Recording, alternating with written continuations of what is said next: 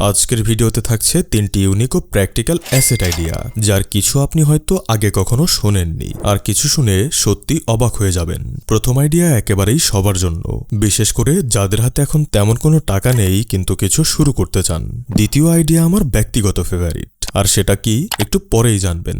আর তৃতীয় আইডিয়া আমি ইতিমধ্যেই ফলো করছি, সেটাও গত কয়েক বছর ধরে, প্রায় কোনো পরিশ্রম ছাড়াই আর খুব সামান্য ইনভেস্টমেন্টে এখান থেকে আমার নিয়মিত টাকা আসছে। অনেকেই কমেন্ট করে জানতে চান আমি আসলে কি করি, এই অংশে সেটারও পরিষ্কার ধারণা পাবেন। তাই ভাইজান, ভিডিওটা মনোযোগ দিয়ে দেখুন, কারণ শেষে এসে যেন মনে না হয় আরে কিছু অংশ আবার দেখা দরকার। তো প্রথম আইডিয়ায় যাওয়ার আগে একটা প্রশ্ন, পৃথিবীর ধনী দেশগুলো বা ধনী মানুষেরা কিভাবে দিন দিন আরো ধনী হচ্ছে, কিভাবে তারা টাকা দিয়েই টাকার পাহাড় গড়ছে? এর পেছনে আছে এক অবিশ্বাস্য রহস্য, একটা গোপন কৌশল যা তারা খুব ভালো করেই জানে, কিন্তু আমরা বেশিরভাগ মানুষ এখনো তা জানি না। সেটা ঠিক কি বলছি, তার আগে একবার এই মানুষটার কথা শুনুন, যিনি ভারতের অন্যতম সফল উদ্যোক্তা।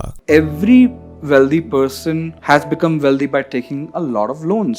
এখানে সেলফ মেড মিলিয়নেয়ার এবং ক্রিডের founder business all rounder Kunal Shah বলেছেন, প্রতিটা ধনী মানুষই ওয়েলদি হয়েছে প্রচুর লোন নিয়ে। অন্যদিকে আমাদের প্রিয় খান স্যার তো সরাসরি বলেছেন, যারা লোন নেয় না তারা ঘুচুই। যে ইনসান, যে কোম্পানি, যে দেশ কর্জ না লে সকা, মহা ঘুচু হ্যায়। এখন প্রশ্ন হলো, আমরা ছোটবেলা থেকে যা শুনে বড় হয়েছি তা কি তাহলে ভুল ছিল? আমরা তো শিখেছি লোন নেওয়া মানেই খারাপ, লোন মানেই জীবনের বোঝা, আর একবার লোন নিলে সারাটা জীবন শুধু কিস্তি দিতেই কেটে যাবে। তাহলে আসল সত্যিটা কি? আমাদের শেখানো ধারণা ভুল, নাকি বিশ্বের বাঘা বাঘা ফাইন্যান্সিয়াল এক্সপার্টরাই ভুল বলছেন?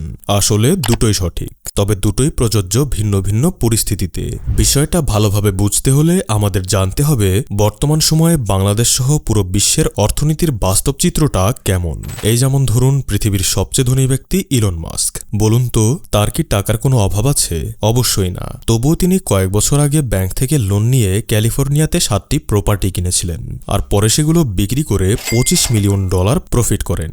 এখন প্রশ্ন হলো, যে মানুষ পৃথিবীর সবচেয়ে ধনী, তার কি লোন নেওয়ার কোনো প্রয়োজন ছিল? না, ছিল না। তবুও তিনি লোন নিলেন। কেন জানেন? কারণ এটাই সেই খেলা যার সাহায্যে ধনীরা সম্পদের পাহাড় গড়ছে। উদাহরণস্বরূপ ধরুন, আপনার পাশের বাড়িটার মূল্য কমপক্ষে 2 কোটি টাকা, কিন্তু বাড়ির মালিক পারিবারিক জরুরি কারণে তা 1.5 কোটিতে বিক্রি করছে। আপনি জানেন, আজই যদি এই প্রপার্টি কিনে কাল বিক্রি করেন, তাহলে আপনার লাভ 50 লাখ টাকা নিশ্চিত। তো এই ধরনের নিশ্চিত লাভজনক সুযোগ দেখলেই ধনী মানুষেরা ব্যাংক থেকে লোন নেয়, কারণ তারা জানে এই ইনভেস্টমেন্টে রিস্ক নেই, আছে রিটার্ন। আমার নিজেরও একটা ঘটনা মনে পড়ছে।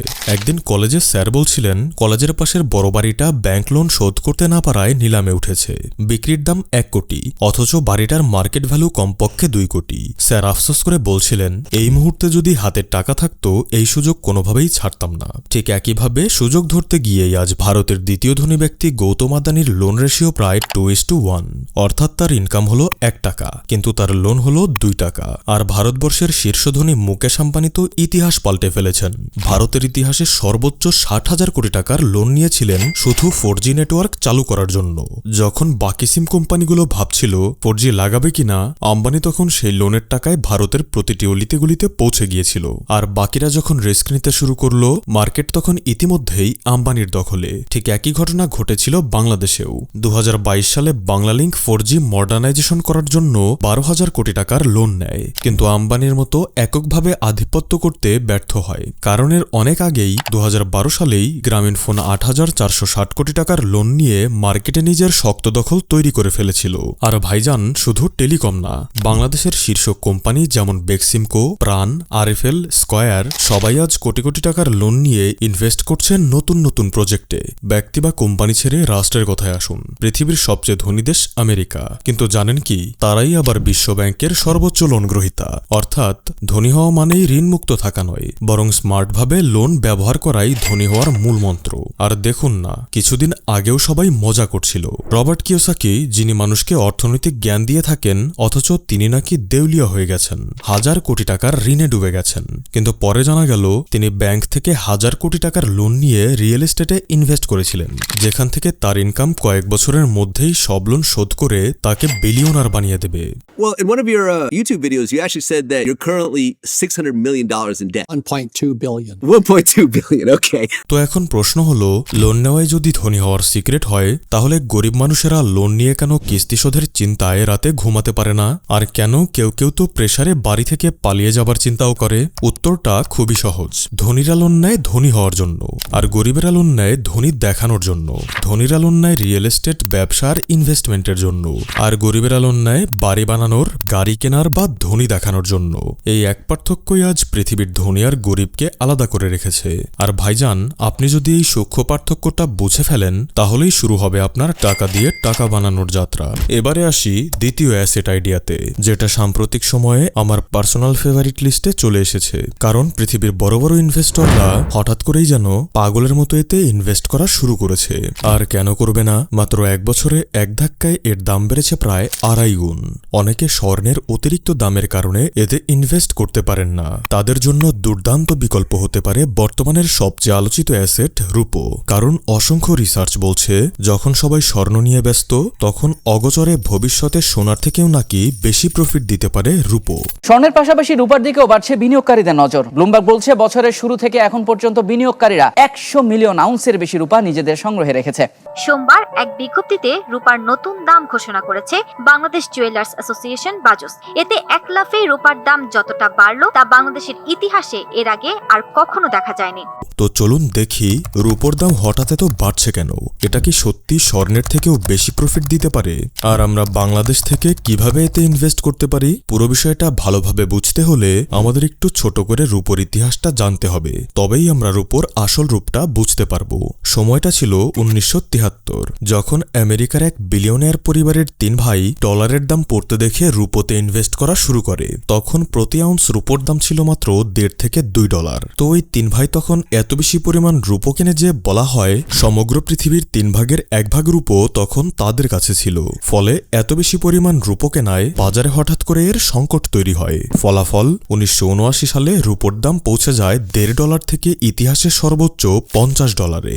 মানে মাত্র 6 বছরে দাম বেড়ে যায় 25 গুণ। রূপোর দাম এত বাড়ছে দেখে মানুষ ভেবে বসে রূপোই হবে ভবিষ্যতের আসল সম্পদ। তাই তারা ব্যাংক থেকে লোন নিয়ে জমিজমা বিক্রি করে রূপো কিনতে শুরু করে। যে ব্যাপারটা দেখে আমেরিকার গভর্নমেন্ট ভয় পেয়ে যায়। তারা বুঝে যায় এভাবে চলতে থাকলে পৃথিবীর অর্থনীতি চরম সংকটের মুখে পড়বে। ফলে গভর্নমেন্ট 1980 সালের 27 মার্চ ঘোষণা করে, এখন থেকে কেউ আর রূপো কিনতে পারবে না, শুধু বিক্রি করতে পারবে। এই ঘোষণার পর একদিনেই রূপোর দাম 50 থেকে নেমে আসে $10। আর ওই 3 ভাই বিলিয়নিয়ার থেকে দেউলিয়া হয়ে যায়। সেই সাথে দেউলিয়া হয় অসংখ্য সাধারণ মানুষ। এই ঘটনা ইতিহাসে ব্ল্যাক থার্সডে নামে পরিচিত। এরপর রূপোর দাম আর তেমনটা বাড়েনি, কিন্তু সময় বদলেছে। 2025-এ এসে রূপোর দাম আবার ভেঙে দিয়েছে গত 40 বছরের রেকর্ড। স্বর্ণের মতোই এর দামও বাড়ছে হু হু করে। ইতিহাস দেখলে বোঝা যায় স্বর্ণ কখনোই রূপোর মতো মানুষকে ধোঁকা দেয়নি। এর কারণ স্বর্ণ প্রতি বছর প্রায় 3000 টন মাইন করে বের করা হয়, যার মাঝে 31 টন স্বর্ণই প্রতি মাসে চায়না সরকার কিনে রাখে। ফলে স্বর্ণ যেমন একদিকে লিমিটেড এডিশন, তেমনি এর চাহিদাও অবিশ্বাস্য রকম বেশি। তাই এর দাম কখনোই কমেনি, কেবল বেড়েছে। কিন্তু রূপোর বিষয়টা ভিন্ন। রূপো স্বর্ণের মতো এতটা স্থির নয়। তাহলে প্রশ্ন, হঠাৎ কেন রূপোর দাম বাড়ছে? আবার কি কোনো 3 ভাইয়ের আগমন ঘটেছে? না, তবে আগমন ঘটেছে অনেক কিছুরই। বর্তমান সময়ে পূর্বের থেকে রূপোর ব্যবহার বেড়েছে বহুগুণ। আজকের দিনে রূপো শুধু অলংকার নয়, এটা ব্যবহৃত হচ্ছে electronic car, solar panel, smartphone, defence equipment, charging point, এমনকি ইভি এর প্রতিটি গাড়িতে 50 গ্রাম রূপো ব্যবহার করা হচ্ছে, যেটা 1 বছর আগেও হয়নি। তাই বলা যায় বর্তমান ও ভবিষ্যতের সব প্রযুক্তির হৃৎপিণ্ড হতে যাচ্ছে এই রূপো। তাছাড়া স্বর্ণের দাম বেশি হয়ে যাওয়ায় মানুষ জুয়েলারির জন্য রূপোর দিকে ঝুঁকছে। এছাড়াও একটি গোপন কারণ রয়েছে। আমি আগেও বলেছিলাম শেয়ার বাজারে ধস নামলে গোল্ড এবং সিলভারের দাম বাড়ে, কারণ তখন ইনভেস্টররা নিরাপদ আশ্রয় খোঁজে ফিজিক্যাল অ্যাসেটে। আপনারা জানেন 2025 সাল শেয়ার বাজারের জন্য একটা বাজে সময়। ফলে সব মিলিয়ে রূপোর দাম বাড়ছে। বিশ্বের বড় বড় ফাইন্যান্সিয়াল এক্সপার্টরা বলছেন রূপোর দাম আরো বাড়বে, তারপর গিয়ে সাময়িকভাবে কমবে। কমার কথা শুনে ভয় পাবেন না। একটা সূত্র মাথায় রাখবেন, সকল ইনভেস্টররা কেনে যখন দাম কমে, আর সাধারণ মানুষ কেনে যখন দাম বাড়ে। উদাহরণ, বিশ্বের সবচেয়ে ধনী ইনভেস্টর ওয়ারেন বাফেট কখনো স্বর্ণে ইনভেস্ট করেননি। তিনি ইনভেস্ট করেছিলেন রূপোয়। 1997 সালে ব্ল্যাক থার্সডের পর রূপোর দাম যখন একদম নিচে নেমে গিয়েছিল তখন তিনি 130 মিলিয়ন আউন্স রূপো কিনেছিলেন, কারণ তিনি জানতেন এর দাম আর নিচে নামা সম্ভব নয়, এখন শুধু ওপরে যাবে। তো এখন প্রশ্ন হচ্ছে আপনার করণীয় কি? আপনি কি দর্শক হয়েই কেবল দেখবেন নাকি রূপোতে ইনভেস্ট করবেন? বিশেষজ্ঞদের মতে অবশ্যই করা উচিত, তবে সেটা আপনার সমগ্র পোর্টফোলিওর 3 থেকে 5%-এর বেশি না। কোথাও ঘুরতে যাওয়ার আগে যেমন আপনি শার্ট পরেন, প্যান্ট পরেন, ভালো জুতো পরেন আর হাতে একটা ঘড়ি পরেন, রূপো হচ্ছে আপনার হাতের সেই ঘড়ি। ঘড়ি ছাড়া যেমন আপনাকে পরিপূর্ণ রেডি মনে হবে না, তেমনি রূপো ছাড়াও আপনার পোর্টফোলিও কমপ্লিট হবে না। এখন বলি বাংলাদেশ থেকে আপনি কিভাবে রূপো ইনভেস্ট করতে পারবেন। 3টি উপায় আছে। প্রথম, ফিজিক্যাল সিলভার অর্থাৎ রূপোর বার বা কয়েন, যেটা আপনি যে কোনো ভালো জুয়েলারি দোকানেই এখন 925 বা 999 পিউরিটির পাবেন। তবে কেনার আগে অবশ্যই বিশুদ্ধতার স্ট্যাম্প, রসিদ ও রিটার্ন পলিসি দেখে নেবেন, কারণ অনেক সময় বাজারে নকল বা কম মানের রূপো ঘুরে বেড়ায়। দ্বিতীয়, অনলাইন থেকে কেনা। আমি এটা ব্যক্তিগতভাবে সাজেস্ট করি না, আর বাংলাদেশের এমন কোনো ট্রাস্টেড সাইট সম্পর্কেও আমার জানা নেই। তৃতীয়, ডিজিটাল রূপো বা ইটিএফ। শেষ কথা, রূপো এখন কেবল ধনীদের ইনভেস্টমেন্ট নয়, সচেতনদের ইনভেস্টমেন্ট। তাই এখন থেকেই যদি একটু একটু করে শুরু করেন, আগামী 10 বছর পর হয়তো দেখবেন রূপো ছিল আপনার নেওয়া সবচেয়ে বুদ্ধিমানের ইনভেস্টমেন্ট সিদ্ধান্ত। তৃতীয় লাভজনক অ্যাসেটটি আমার জীবনের প্রথম অ্যাসেট। ঘটনাটা আজ থেকে প্রায় 10 বছর আগের। রাস্তার পাশে আমাদের একটা ছোট্ট জমি ছিল, কিন্তু বছরের পর বছর সেটি পড়েছিল অযত্নে, কারণ তখন আমরা জানতাম না কিভাবে টাকা দিয়ে টাকা বানাতে হয়। একদিন হঠাৎ দেখি আমাদের পাশের জমিটা বিক্রি হয়ে গেছে। যিনি কিনেছেন তিনি একজন বড় ব্যবসায়ী এবং সেখানে তিনি তৈরি করছেন একটা ময়দার মিল। স্বাভাবিকভাবেই তিনি আমাদের জমিটাও কিনতে চান আর দারুণ একটা অফার দেন। আমার বাবা সেই অফারে প্রায় রাজিও হয়ে গিয়েছিলেন, কিন্তু আমার ভেতরটা কেন যেন না বলছিল।